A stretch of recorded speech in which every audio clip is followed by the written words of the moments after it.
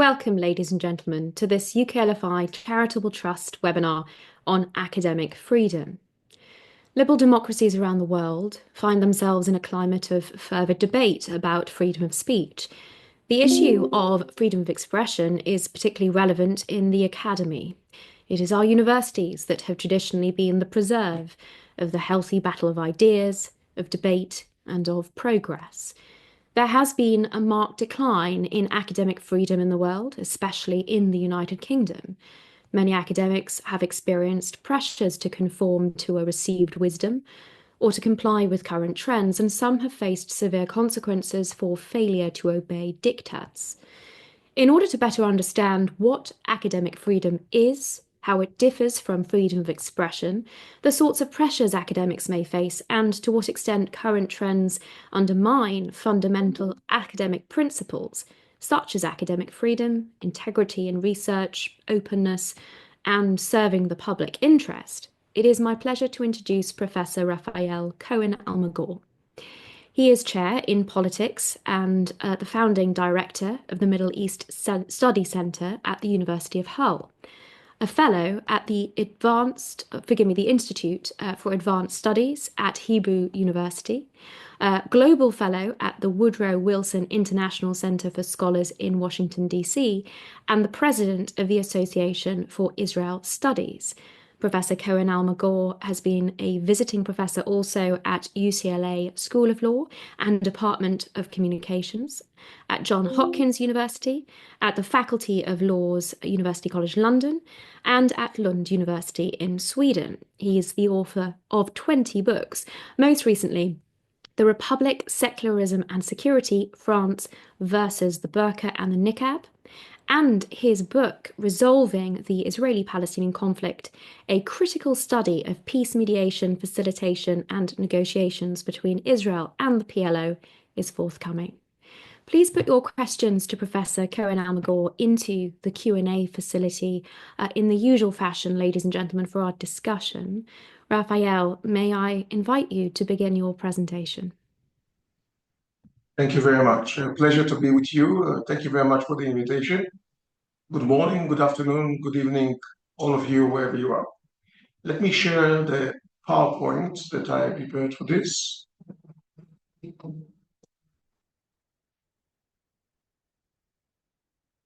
I hope you can see that.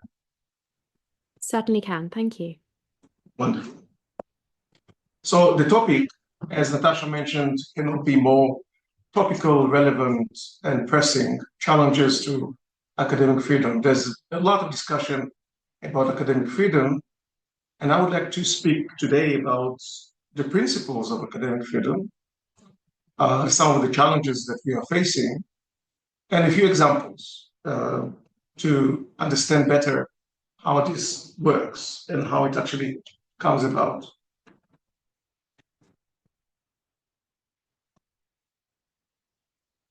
Trying to move on. The plan for this lecture is the following. I'll start with a small, short introduction. I will speak about the guiding principles of academic freedom, explain what is the academic mission, explain what might compromise academic freedom, speak about the threat of commercialization, speak about the problem, growing problem of plagiarism, discuss the freedom of extramural expression. These are expressions outside the campus, outside the class. And finally, I'll briefly mention academic boycotts. Israel is very much relevant to the latter, unfortunately. Well, first of all, we understand that academic freedom is not freedom of expression.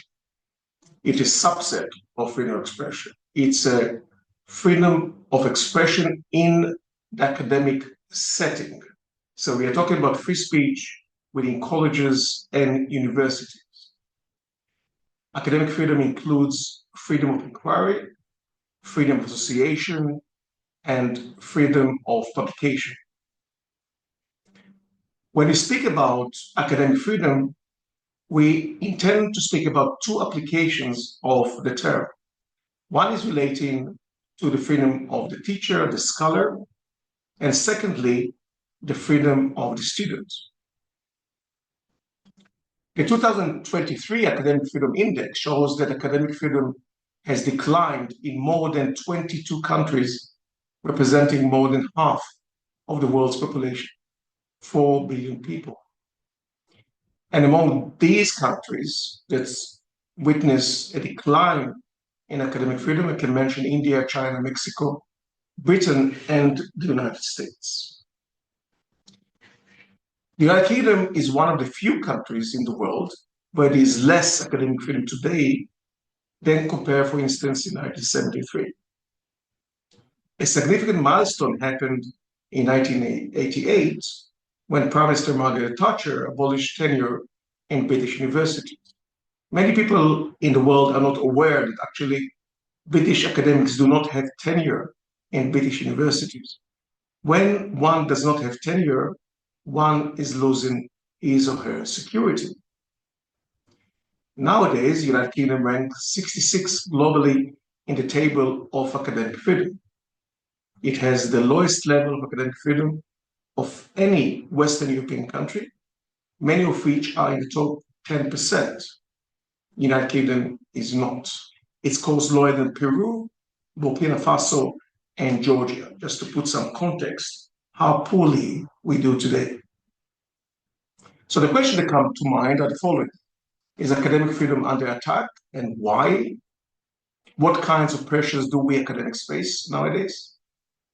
To what extent do current trends regarding the commercialization of research undermine fundamental academic principles such as academic freedom, integrity in research, openness, and serving the public interest? Can an academic teach everything? Are there any limits on freedom of extramural expression? And as I said, I'm going to speak briefly about the BDS. So it's important to start by laying the principles of academic freedom. What are underpinning principles for academic freedom? First is conscience. People should be true to their conscience, able to express their mind, notwithstanding what others are thinking. Secondly is the million truth principle. By million, I mean John Stuart Mill, liberal philosopher, one of the greatest liberal philosophers, who established the truth principle as one of the major principles for freedom of expression. He elaborates on the truth principle in his famous book on liberty, and he said that oftentimes people have only a fraction of the truth. And in order to discover the entire truth, the whole truth, what we need is to clash one truth with another and to assemble all the pieces of truth, and only together, when you assemble them, we are going to get the whole truth. So the search for truth is extremely important for freedom of expression. And ipso facto, we academics incorporated the truth principle into the guidelines of academic freedom. What we do in the academic setting is searching for the truth. Prime example is Galileo Galilei, who withstood pressures of possibly one of the foremost institutions in history, the Catholic Church in its prime, when he says, well, you are wrong, this is the truth, this is what I believe. So it happens that the truth of one became the general truth. But it took some struggle, and Galileo Galilei spent time in jail. Another guiding principle is responsibility. And when we speak about responsibility, we are actually speaking about three kinds of responsibility. First, there's the moral, ethical responsibility. Secondly, the social responsibility. As scholars, we are responsible, we are accountable to the society and other societies in which we live. We should be accountable for our findings and for our assertions. And of course, we are also law-abiding citizens. Once one becomes an academic, this does not mean that one stops being a citizen. So we have legal accountability, legal responsibility as well. In the UK, academic freedom is safeguarded by the Education Act of 1986, the Education Reform Act of 1988.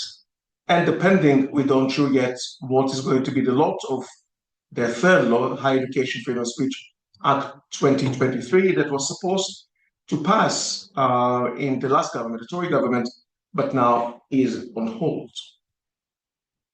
These laws require higher education institutions to take measures to protect freedom of speech and support academic inquiry. The acts are designed to reinforce obligation to uphold free speech and foster a cultural shift on university campuses.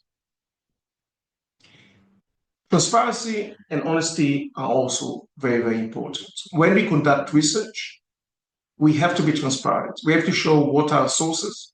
This is why we use footnotes. This is why there's peer review, that the finding can be checked against the background of the evidence that we bring by other people, the peer review. And we have to be honest about what we do. We must be aware and bring others to the awareness of compromising factors and interests that may intervene in our research and may cloud our findings.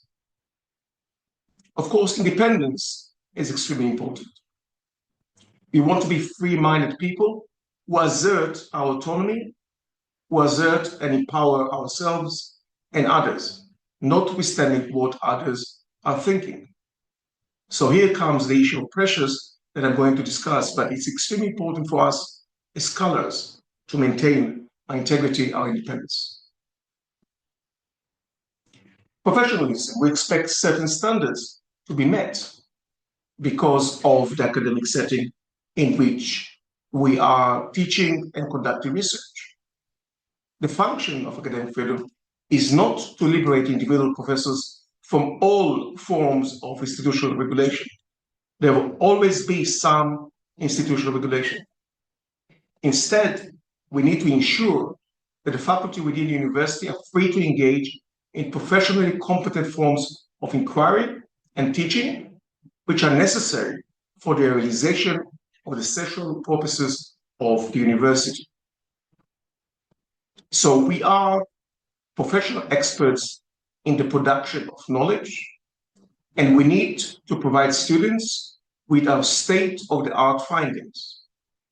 That means that a teacher cannot come to the class and teach students nowadays the flat earth theory as something that is still commonplace. It can be taught in historical course, showing how knowledge has been advancing. But to bring to the fore the flat earth theory as the state-of-the-art science nowadays would be misleading.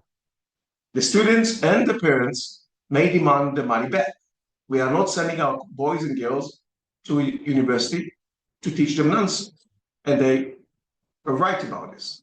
This is what we mean by professionalism. So scholars cannot teach everything. Context, of course, also is important. Take, for instance, the protocols of the Elders of Zion. You can teach the protocols of the Elders of Zion if you teach anti-Semitism, if you teach racism, if you teach courses on hate and bigotry. But God forbid, do not teach the protocols of the Elders of Zion in a course on Jewish civilization. Institution of peer review and faculty self-regulation on the basis of a professed skepticism of professional norms are important because they put us, all scholars, under check. The mission of academia, of scholars, of scholarship is multidimensional. The importance is most clearly perceived in the light of the purpose for which university exists. And they exist in order to promote inquiry and advance the sum of human knowledge, to provide general instruction to the students, and to develop experts for various branches of the public service. In other words, academic freedom is about teaching, research, and extramural utterances and action. Just like teaching and research, the service mission can entail a wide variety of activities. University should be a hotbed for new ideas. there aren't many places in which a person can sit down and write a book for 20 years. Most professions do not provide such a luxury. Take, for instance, journalism. In journalism, journalists have to produce news and items within 7 hours, 24 hours, 48 hours. It would be luxurious for them to have a month to study something, let alone years. So academia is the only profession that is able to reflect, scrutinize, and develop long-term processes. Scholars must be absolutely free not only to pursue investigations, but to declare the results of the research, no matter where they may lead them or to what extent they may come into conflict with accepted opinion. I always tell my students there's a way to do research, good and bad. Good is that you ask a question and then you follow the leads, you collect the data, you collect the information, and once you have the entire picture in your mind, this is where you stuck the arrow and said, this is the result. These are my conclusions. This is the good way to do research. The bad way to do research is to stuck the arrow and then draw the circles around it. If a student comes to me and say, I would like to investigate that, and I already know the answer, my advice to that student is change the topic. If you already know the answer, why bother? Search something that is going to intrigue you, that is going to put you on your toes. Now let's speak about what might undermine these important guiding principles. Unfortunately, business, money intervenes. Money is power. And we know the story of the tobacco industry during the 1980s, when they hired and paid lump sum, huge sum of money to so-called experts to exclaim and try to convince the world that tobacco is not addictive and it's not as harmful as people think. This is abuse of research. Pressure on scholars comes from various directions. It might come from supervisors who ask the students to do something, which doesn't really matter whether they like it or not.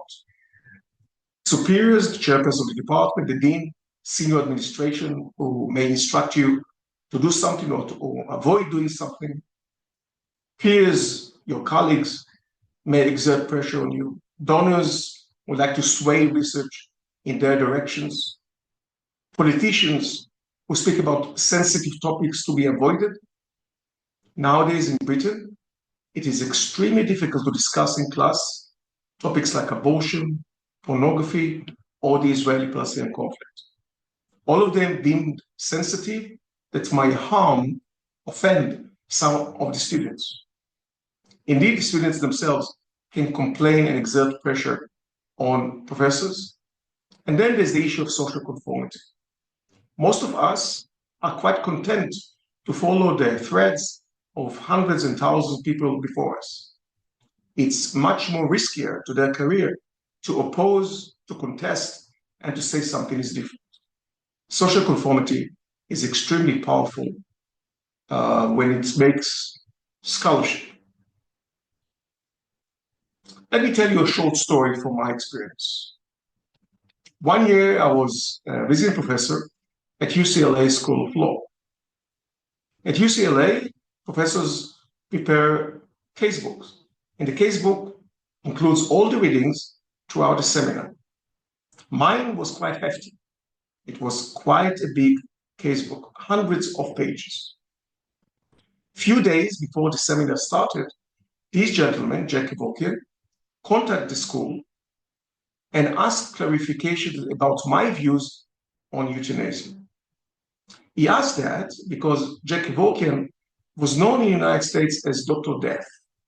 He was promoting physician-assisted suicide and euthanasia in the United States. At one point, he was also zealous about his ambitions to promote this agenda that before the camera, he provided euthanasia. He killed a patient. That sealed his fate. And once he contacted the school to ask about my opinions on euthanasia is set in jail for a number of years. Now, he demanded that I clarify that my views on euthanasia are akin to his. Otherwise, he doesn't want me to teach it. So the administrator of the school approached me and told me the story. I said, Mr. Kevorkian, with all due respect, please convey the message to him that is none of his business. And then the administrator conveyed the message, only to come back to me after a day and said, it's not good enough. I said, why? He said, if this is the answer, then he will want to retract his chapter. And given the fact that your casebook is quite hefty, to retract means that we need to reprint all the casebook. And we don't have time. The seminar is about to start. So you need to provide another answer. Just to tell you what kind of effects can be in the teaching room. In some countries, it is almost impossible to receive a position on the basis of merit alone. You find in departments and faculties camps. You support my candidate for position, I will support your candidate for position. People are not really free to express their minds when they have such mentorship. Mentorship is wonderful when they promote your career, but horrible when you have to succumb to the pressure and say to your superiors, I agree with you 100% all the time. Also, when you don't agree with them. Another issue, for instance, just an example, is biography writing. Consider authorized versus unauthorized biographies of leading politicians, judges, and other decision makers. Unauthorized biographies is fine. The scholars can pursue the leads, collect the information, assemble the data, and write whatever the findings are. But if you're talking about authorized biography, to what an extent a scholar actually is free to present the data, the views, the truth, as she finds it, if this might bite the hands that feeds her. Extremely difficult and compromising. We have to consider our conscious versus realpolitik. Oftentimes, they're in tandem. Sometimes, they're in conflict. Scholars who research contemporary dictatorship on authoritarian regimes might feel pressure to express their minds, especially in the work within those systems, sometimes also outside those countries. Only earlier this year, last year, 2024, UCLA launched an investigation of a concerning decision to ban lecturer from teaching provocative China model to protect commercial interests.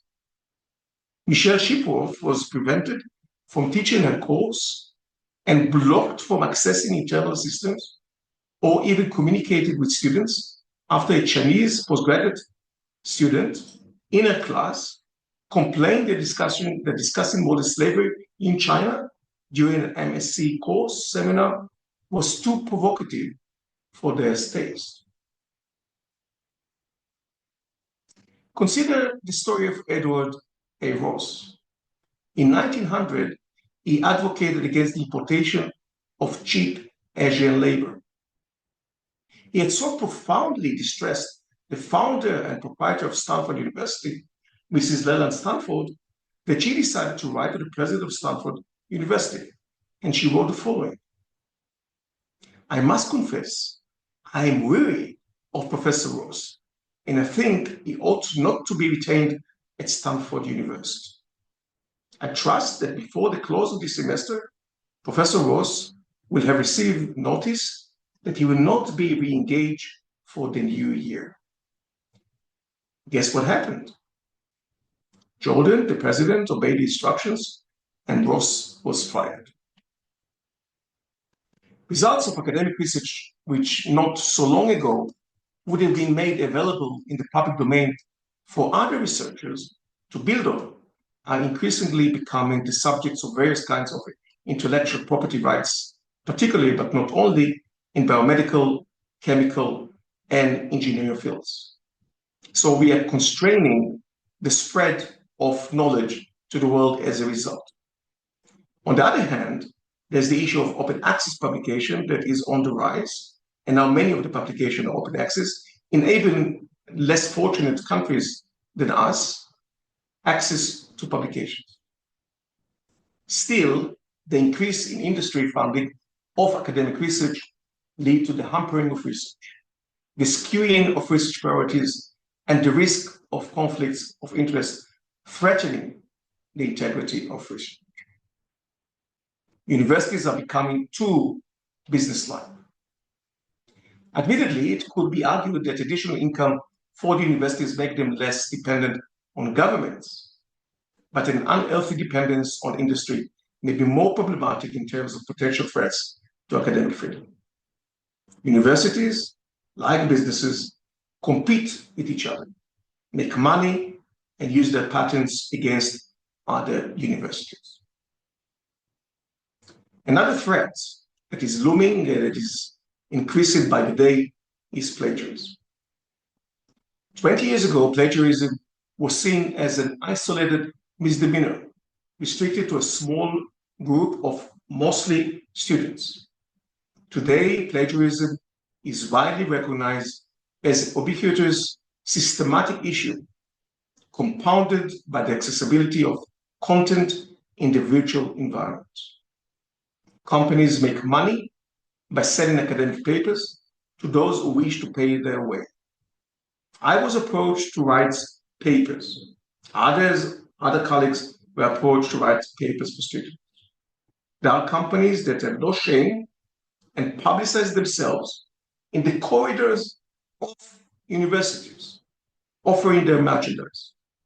Students can approach them and hire someone who can write the paper, the master's, the PhD dissertation, aiming for A, for B or C, paying money in according to what they want to achieve. Even the number of references that they are wanting to be in their dissertation. Papers are tailor-made to one's needs and abilities, financial abilities. This might create a two-tier education system. One for those who work and acquire education and actually do something to acquire education, and another for those who pay to advance to the next stage in their lives.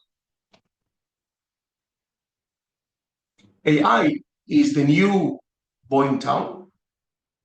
And here I want to distinguish between responsible use of AI and irresponsible use of AI. There is a difference between improving text that's okay with AI and writing the text altogether by AI, which is an absolute no-no. Freedom of extramural expression refers to a professor's freedom to speak in public in her role as a citizen in ways that are unrelated to professional expertise. An example, for instance, would be a professor of chemistry who elects to speak against the war in Gaza. What makes the professor of chemistry an expert in the field to comment on the war in Gaza? The issue for analysis is whether and how professors should be immune from sanction for such speech, even if it causes damage to the university that employs them. It is neither possible nor desirable to deprive a college professor of the political rights that are granted to every citizen. Here I want to mention the American Statement of Principles on Academic Freedom and Tenure of 1940. It says the following: college and university teachers are citizens, members of a learned profession, and officers of an education institution. When they speak or write as citizens, they should be free from institutional censorship or discipline, but their special position in the community imposes special obligation. As scholars and education officers, they should remember that the public may judge their profession and their institution by their utterances. Hence, they should at all times be accurate, should exercise appropriate restraint, should show respect for the opinions of others, and should make very effort to indicate that they are not speaking for the institution. So there is room for extramural expression. It should be encouraged, but there are limitations that I put in yellow. Take, for instance, Mr. Butts, who abused extramural expression. Mr. Butts was Northwestern University, who used the university server to put a blog denying the Holocaust. This in violation of the principles outlined above, checking off the special obligations, not accurate, without appropriate restraint, confusing between him and institution because he was using university server. And that was on purpose, to confer legitimacy of Northwestern University, a good university, on his ideas about Holocaust denial. Universities can insulate themselves from such a threat by categorically displaying any responsibility for the extramural expression of their faculty. Lastly, I want to speak about political boycott. Academics should not discriminate against colleagues on grounds of race, sex, religion, national or ethnic group, or other personal characteristics. The BDS movement, boycott the Western sanctions, is a growing movement in the world, but it is misleading, and what it does is sweeping and lack any judgment. Take Dr. Miriam Schlesinger, friend of mine, lecturer at Bar-Ilan University, a well-known linguist, also a well-known peace activist, a human rights activist. Because she was a well-known linguist, she sat on a number of editorial boards. And when the BDS movement started, she was ousted from the board. Why? Because Miriam was an Israeli and a Jew. That was enough to reject it from the board. This is ridiculous. You have to look what is the person, what does she do, what are the views. The issue of the national origin should not matter at all. Thank you very much. Thank you so much, Raphael, for that presentation and that run through. I'll ask you to end your screen share so that our audience has a better picture of you also. As I start to put some of the questions that have come through from the audience, I'm already seeing some thanks being addressed to you in the chat as well. There's one initial question which goes more to the UK setup and covers some of the legislation that you've covered.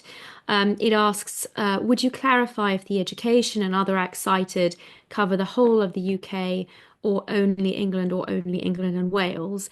And I can possibly assist with that by saying that by and large, the legislation that you've referred to and other aspects of the regulation of higher education cover primarily England and Wales. Certainly, the provisions don't extend to Scotland, Northern Ireland, other entities within the UK.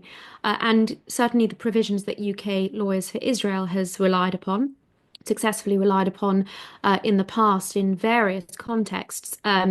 They apply, generally speaking, to England and Wales, but some of these provisions may not even apply to Wales. There will occasionally be some reservations in terms of devolved institutions, devolved government. So I hope that that assists. There were a number of aspects, Raphael, that I wanted to pick up in the first instance, if I may, and in particular, taking into account your concluding remarks as to boycott and noting the shift, certainly, in academic sentiment, perhaps more broadly, to Israel. Is this an area, academic freedom, that is also open to abuse?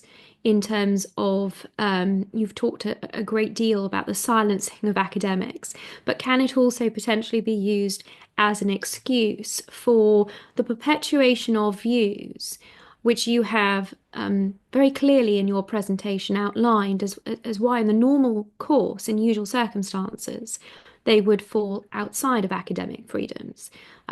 the flat Earth scenario being presented as a reasonable scientific theory, perhaps being one key example. And how do you feel in your experience, whether there is this abuse, and secondly, do you have any personal experience of that manifesting? I'd rather not speak about my personal experience, but surely we've seen after October 7th abuse of academic freedom. We've seen students and faculty that believe that smearing Israel, um, putting all kinds of slogans that are incitement, that are vile, that do not promote any discussion, that do not promote any value but hatred, swarmed the campuses, many campuses, especially in the United States, but not only in the United States, also in Canada, and unfortunately in Europe, and including United Kingdom. We saw students encampment. I suggested that all this encampment should stay there, all the facilities should stay there for the homeless people. That are many, unfortunately, in the United States, in Canada, United Kingdom. They can use them. That would be the only good thing that may stem out of that. Other than that, we saw abuse of freedom. For me, certainly, this was not academic freedom. This was a campaign of hatred. Um, I appreciate that you talked very properly in your presentation about the importance of professionalism. And it seems to me, from what you have said, that these instances and these examples that you're describing essentially reflect professionalism giving way to political agenda and prejudice. Um, is there a sense in which that can be properly identified and forestalled, in your opinion? Or is this simply a weakness of academic freedom that it is open to, and essentially it relies on the goodwill and indeed the professionalism of participants in this process to prevent it being so plainly hijacked? I spoke about the pressures that we scholars have to withstand nowadays. There are growing pressures, and they're stemming from all the stakeholders that I mentioned. They stem from peers, from colleagues, from university authorities, from students, from administrators. Universities, especially in the UK, they are very attentive to something that's called the reputation of the institution. And in order to safeguard the integrity, the reputation of the university, they go out of their way and sometimes they infringe on academic freedom because they don't want to wake any bear sleeping. They just want to have quiet silence, tranquility on the campus, not to deal with any political matters. As a result of that, when one is teaching sensitive issues, as I said, the Israeli-Palestinian conflict is one example of that. This I steer winds that the university is not interested in. And as a result of that, courses had been closed. And one of my hats, I'm the president of the International Association of Israel Studies. And one of the issues that we are concerned with is academic freedom. To the extent that 2 years ago, I established an ad hoc committee, and now it's no longer ad hoc, but actually it exists all the time, that is called Academic Freedom Committee, because we had so many complaints from colleagues that they cannot teach what they wanted to teach, that they invite speakers to campuses to present views about the conflict, about the Middle East, about Israel, and they were unable to do that because they would stopped by students who were protesting outside of the classes and would not allow them to speak. The universities don't know how to deal with that. It's a very sensitive issue, and they try to pull the blanket always, and of course, they miss a lot. Some of us witness the awful testimonies of the presidents three presidents of universities in the Senate, Yes. when asked whether calling for the genocide of Jews on campus can be justified, the answer was depending on the context. I mean, this is simply shameful, but it tells you just to what extent it's the situation is such that people are losing the compass, I would say, the moral compass. Well, the questions from the audience are exploding. So I feel we're probably not going to get through them all, but I shall certainly do my best. One, perhaps directly in response to what you've just been saying, asks, how does one adjudicate the difference between legitimate academic controversy, shoddy scholarship, and deliberate dishonesty? For the example that they give, that in medical literature, it being increasingly populated by papers which have passed peer review and are published, alleging deliberate Israeli crimes against humanity and promoting views and exerting peer pressure with a thin veneer of academic rigor. And they give examples of this being cherry-picked references, flawed data, gaps, and between data and conclusions. So I suppose this is all going to a very similar theme amongst the questions of how can we possibly rectify this very clear problem that you've identified? Do you have any views on how to properly adjudicate these differences? I wanted this lecture, and I had a discussion with you and Jonathan Turner before that. Mm. I wanted this lecture to be about the principles. It's very important that people understand the principles and then they're going to apply them to each and every case. Look at the principles. Look at the examples of abuse. Observe the issue of professionalism. Now, because I perceive myself as a professional, one of the rules that I have is never to speak about subjects I don't understand. That's part of my professionalism. I wish your colleagues all fell into. I've been asked time and again about war crimes in Gaza, about genocide in Gaza. And I said, I'm sorry, I don't have the data, I don't have the facts. Therefore, I cannot comment, not this way or the other way. My professional responsibility is to tell the truth as I understand it. I cannot tell the truth of something I do not understand. So I cannot comment about those publications that the person who posed the question asked, simply because I don't have the data, I'm lacking the knowledge.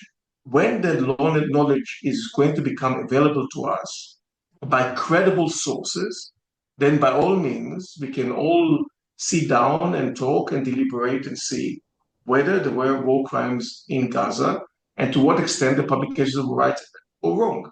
At present, I don't have the information. I'm sorry. No, no. I don't think the questioner was asking you to opine on that particular area of expertise, but perhaps to suggest whether there is any framework that could be adopted in distinguishing between legitimate academic publication, inquiry, and that which many will argue is clearly, plainly politically motivated, not least where an area is outside of an academic's area of expertise, as you've relayed. My lecture provided some guidance on Forgive me? that. I hope that my lecture provided some guidance on that, how to discern one from that. Well, indeed, it's certainly in terms of the principles. But I suppose the reason that we're getting these questions from the audience is because, in so many respects, we're moving into an age which is post-truth, post-facts, these so-called alternative facts, which means that we increasingly find ourselves in situations where, within the framework, and certainly within allegedly within the principles you've outlined, we are, and certainly as an organization, UK Lawyers for Israel, is coming across examples of academics teaching material, which certainly I would argue falls very much into your flat earth example. And the absence of a framework based on the principles that you have set out that properly allows universities, academic committees to distinguish between the appropriate and the inappropriate, it strikes me as is at the core of the difficulty which you focused on towards the end of your presentation. Um, it may simply be that there isn't an answer here, or there isn't an answer yet. Oh, no, there is an answer. I mean, good scholars know how to differentiate between good scholarship and bad scholarship. We have many, many criteria that we can follow. There's the issue of peer review. There's the issue of what publication there is. There's a difference between Oxford University Press publishing something and obscure publication publishing something. There's a league table of journals that you can follow.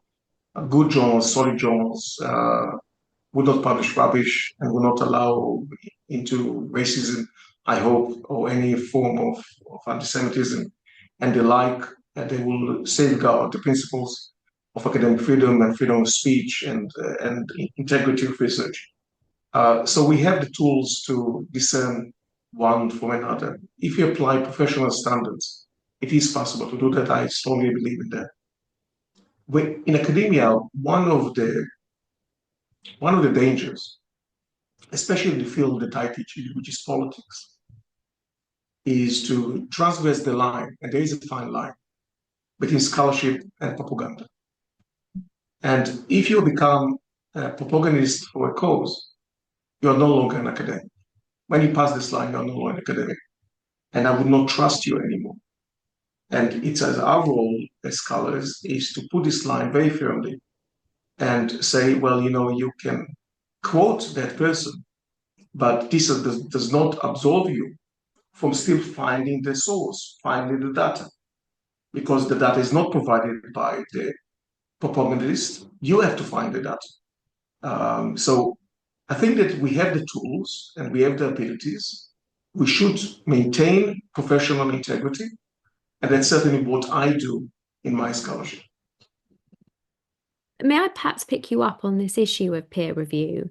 It may not be an aspect that our audience are entirely familiar with, so perhaps just explaining that the brief principles behind it, but then perhaps also addressing a criticism which I often encounter, certainly when academics are seeking to publish articles pertaining to Israel, that might not necessarily conform to the received wisdom, which has certainly evolved in many academic circles, that anything that Israel does is bad, that they find themselves therefore unable to access important publications because of this impenetrable wall that peer review provides. So while in principle, it is, of course, a very important check on quality. In practice, I know many examples where this is being cited as also open to political agenda, and certainly welcome your views on that. I can't recall any incident in my profession, not that I can put my finger on. I'm sorry, I cannot. I still believe in peer review. Mm-hmm. And to explain to the audience what it means that whenever one is publishing an article in a respectable journal, the article would be sent to anywhere between 2 and 5, sometimes 7 people who are experts in the field, who are going to opine about the quality of the writing, about the findings, about the conclusions, about the methodology, about the logic behind the article, whether it adds anything new to the literature or just reiterate and repeat what other people know. And if the paper is up to the standard of the journal, the paper would be accepted. If not, the paper would be rejected. In the high-flying journals, the percentage of acceptance is about 3 to 5%. So it's very, very difficult to publish in such journals. It is very easy to publish in obscure journals. There are plenty of those nowadays because they're about, in my fields alone, there are about between 5,000 to 10,000 new journals that pop up in the past 10, 15 years in which you ask to pay for your publication. If you pay for your publication, for me, it's akin to prostitution. I should say, for just for clarity, I never paid a dime for any of my publication, if at all. I received some dimes for my publication, but I never paid a dime, and I don't intend to start doing so. I know that the issue is very, very different in sciences, where you need to pay sometimes to publish in very, very good journals. However, in the sciences, there's a lot of money that can sponsor that. We in the humanities and social sciences, we don't have that kind of money. My advice to people who want to start their career today in the social sciences and humanities is not to go to the shortcuts and publish where you need to pay for something. Peer review is extremely important. In my mind, it is working most of the time. I did hear about cases. I have to say this is not my experience because I teach in a British university, so it didn't happen to me, but it did happen to colleagues of mine in Israel whose papers were rejected upfront, sometimes even without opening the article because they are Israeli. And as I said, this is shameful. People should not be judged by the fact of their origin. Israelis have very little sway on the government to the same extent that British scholars have very little to say about the British government, swaying the government to do something, or any other governments. We are scholars in the service of science, of truth, of scholarship. We're not scholars in service of governments. We don't do that. At least the majority of us are not doing this. Those who are still professional and want to safeguard our profession. If you are passing the line and you become a propagandist for the cause, I would not trust you anymore. And this is another matter which is none of the business of academic freedom. Hmm. No, certainly, my own experience, especially amongst young academics, including when I was a fellow at Columbia Law School, was that Israeli academics were meeting a great deal of prejudice. And as you, I think, intimate, not to do with their involvement in policy, and I would venture to say certainly not to do with any particular policy from the government of Israel, but simply by virtue of the fact that they are citizens of the Jewish state. And that prejudice, unfortunately, does seem to be becoming more and more pervasive. One of the questioners here asks, many teachers cite academic freedom in enforcing anti-Israel views in class and downgrading students who disagree with them. May a school ensure that a math class not devolve into criticism of Israel? May it prescribe materials to ensure viewpoint diversity? I can say that UKLFI has had experience with an example of a lecturer on occupational therapy who included propaganda about Israel in her lecture, and there are avenues to challenge that, very much based on the principles that you have set out. But how much these issues that I should clarify, the issues that UKLFI deals with come to UKLFI on referral, mostly from students, but occasionally from academics. Is there, in your view, a need for a kind of monitoring or a quality control, a peer review of classes taught, in a sense, in this case, amongst academic institutions? Is that something that can be dealt with on a global level or perhaps institution by institution? Certainly welcome your views on that, Professor. I'm very much against this kind of monitoring. It is counter academic freedom. People should be allowed to, to have the way of teaching, to choose their scholarship, to choose their readings, to choose their agenda, and to do this with honesty, with sincerity, with professionalism, with the high standards of scholarship. That's what we all need to do.